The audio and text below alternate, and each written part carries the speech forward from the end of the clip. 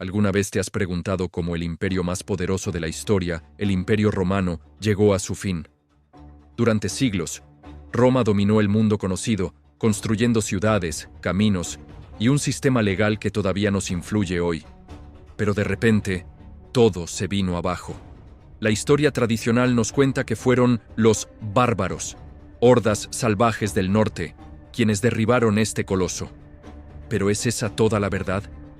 ¿Fueron realmente un grupo de tribus desorganizadas capaces de destruir a la mayor superpotencia de la antigüedad? Hoy vamos a desentrañar este misterio y descubrir que la caída de Roma fue mucho más compleja y fascinante de lo que nos enseñaron en la escuela. Para entender la caída, primero tenemos que entender la grandeza de Roma en su apogeo. Alrededor del siglo II después de Cristo, bajo emperadores como Trajano y Adriano. El imperio se extendía desde las brumosas tierras de Britania hasta los desiertos de Mesopotamia, desde el Rin en Alemania hasta el Nilo en Egipto. Era un mundo conectado por más de 80.000 kilómetros de calzadas de piedra. El comercio fluía, las ideas se extendían y una paz relativa, la famosa Pax Romana, reinaba en la mayor parte de su territorio.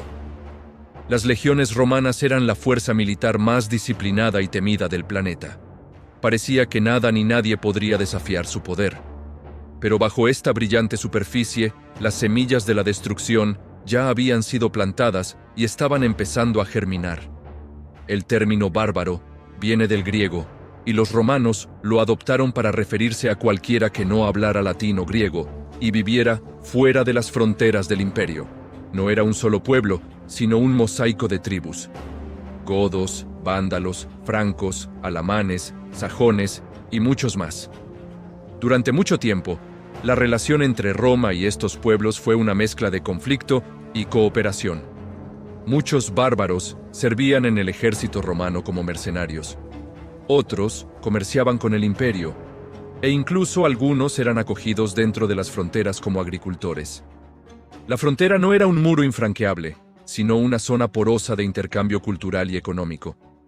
El problema no era la existencia de los bárbaros, sino cómo y por qué su relación con Roma cambió tan drásticamente. Todo comenzó a complicarse en el siglo III, un periodo que los historiadores llaman la crisis del siglo III. El imperio se vio sacudido por una tormenta perfecta.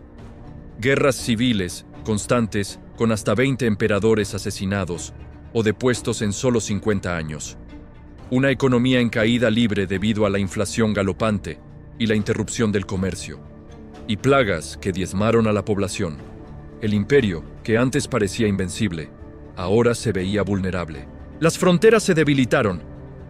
Las legiones, ocupadas luchando entre sí por el poder, no podían defender eficazmente los límites del imperio. Y aquí es donde los bárbaros vieron su oportunidad.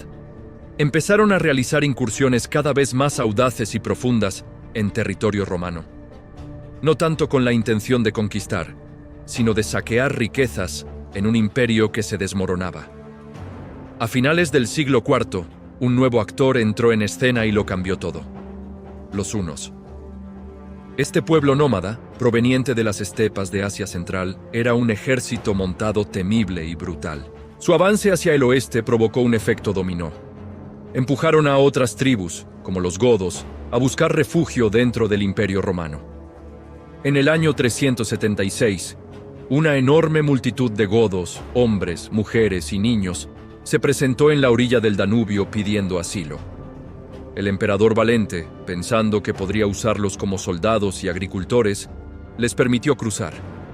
Pero la situación se manejó de forma desastrosa. Los funcionarios romanos corruptos explotaron a los refugiados, les robaron sus posesiones y los dejaron morir de hambre. La desesperación se convirtió en rabia. Los godos se rebelaron. La batalla de Adrianópolis, en el año 378, fue un punto de inflexión. El ejército godo, enfurecido y desesperado, se enfrentó a las legiones romanas comandadas por el propio emperador Valente. El resultado fue una catástrofe para Roma. 2/3 del ejército romano fueron aniquilados y el emperador Valente murió en combate. Era la primera vez en siglos que un emperador caía en batalla contra un enemigo extranjero dentro de las fronteras. La noticia conmocionó al mundo romano. El mito de la invencibilidad de las legiones se hizo añicos. Roma había demostrado que podía ser derrotada, y los bárbaros tomaron nota. A partir de este momento, ya no solo pedirían entrar, sino que exigirían su lugar. Tras Adrianópolis, el imperio intentó una nueva estrategia: la integración. A los godos se les permitió asentarse dentro del imperio como un pueblo autónomo, con sus propios líderes, a cambio de servir en el ejército romano. Se les conocía como federados. Parecía una solución inteligente, pero creó un problema a largo plazo: un estado dentro del estado. Estos grupos bárbaros mantenían su identidad. Su lealtad a sus propios jefes era más fuerte que su lealtad a Roma, y tenían poder militar propio. Uno de estos líderes era Alarico, rey de los visigodos. Alarico había servido a Roma, pero se sentía traicionado y mal recompensado.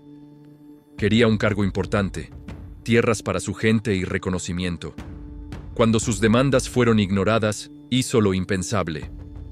En el año 410, Alarico y su ejército visigodo marcharon sobre la propia ciudad de Roma y la saquearon durante 3 días. Aunque la ciudad ya no era la capital política del imperio, que se había trasladado a Rávena, seguía siendo el corazón simbólico y espiritual del mundo romano. Durante 800 años, desde la invasión de los galos, Roma no había sido tomada por un enemigo extranjero. El saqueo de Roma por Alarico fue un golpe psicológico devastador. San Jerónimo, uno de los intelectuales de la época, escribió desde Belén: «La luz más brillante de todo el mundo se ha extinguido». Si la ciudad eterna podía caer, ¿qué lugar era seguro? El saqueo no destruyó físicamente la ciudad, pero sí destruyó la idea de que Roma era invulnerable y eterna. El saqueo de Alarico abrió las compuertas. En las décadas siguientes, el control romano sobre sus provincias occidentales se desintegró. Grupos de vándalos, suevos y alanos cruzaron el Rin en el invierno helado del 406, devastando la Galia y luego cruzando a Hispania.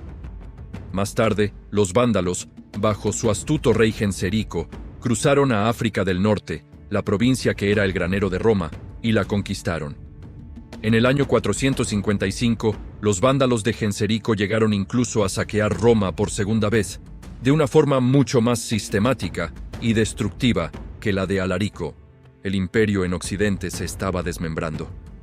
Cada provincia perdida significaba menos impuestos, menos recursos y menos soldados para defender lo que quedaba.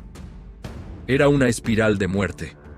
Mientras tanto, en el escenario apareció la amenaza más temida de todas: Atila, el rey de los hunos, conocido como el azote de Dios. Atila unificó a las tribus hunas y creó un imperio nómada que aterrorizó tanto al imperio romano de Occidente como al de Oriente. Exigía tributos masivos de oro y no dudaba en invadir y devastar si no se cumplían sus demandas. En el 451, Atila invadió la Galia con un ejército inmenso. Fue detenido en la batalla de los Campos Cataláunicos por una coalición de romanos y sus aliados bárbaros, incluidos los visigodos. Irónicamente, Roma tuvo que depender de los mismos pueblos que antes consideraba sus enemigos para sobrevivir. Aunque Atila fue frenado, su campaña dejó un rastro de destrucción y demostró una vez más la extrema fragilidad del imperio occidental. Finalmente, llegamos al año 476, la fecha que tradicionalmente marca el fin del Imperio Romano de Occidente. Pero no fue una batalla épica ni una invasión masiva. Fue un evento casi burocrático, casi anticlimático. El último emperador romano de Occidente era un niño llamado Rómulo Augustulo. El verdadero poder estaba en manos de los generales bárbaros que controlaban el ejército. Uno de ellos, Odoacro, líder de los érulos, decidió que ya no necesitaba la farsa de un emperador títere. Depuso a Rómulo Augustulo, pero en lugar de nombrarse emperador, envió las insignias imperiales a Constantinopla, la capital del Imperio Romano de Oriente, diciendo que Occidente ya no necesitaba un emperador propio. Y así, sin sangre ni fuego, el Imperio Romano de Occidente simplemente dejó de existir. Entonces, ¿Fueron los bárbaros los que derribaron a Roma? La respuesta es sí y no. No fueron la causa principal, sino el golpe de gracia. Imagina un edificio gigante con los cimientos podridos por la corrupción política, las paredes agrietadas por la crisis económica y social, y el techo debilitado por las guerras civiles. Los bárbaros no demolieron el edificio, simplemente le dieron el empujón final que lo hizo colapsar. Fueron un síntoma de la enfermedad de Roma, no la enfermedad en sí misma. Se aprovecharon de la debilidad de un imperio que se estaba devorando desde dentro. La caída de Roma no fue un solo evento, sino un proceso largo y complejo de transformación, donde los invasores a menudo eran también inmigrantes, refugiados y mercenarios que acabaron heredando los restos de un mundo que se desvanecía. La próxima vez que pienses en la caída de Roma, recuerda que la historia es mucho más que una simple batalla entre civilización y barbarie. Gracias por acompañarnos en este viaje al pasado. Si te ha gustado este video y quieres seguir descubriendo las historias ocultas detrás de los grandes eventos históricos, no olvides darle a me gusta, suscribirte al canal y activar la campanita para no perderte nuestros próximos episodios. Hasta la próxima.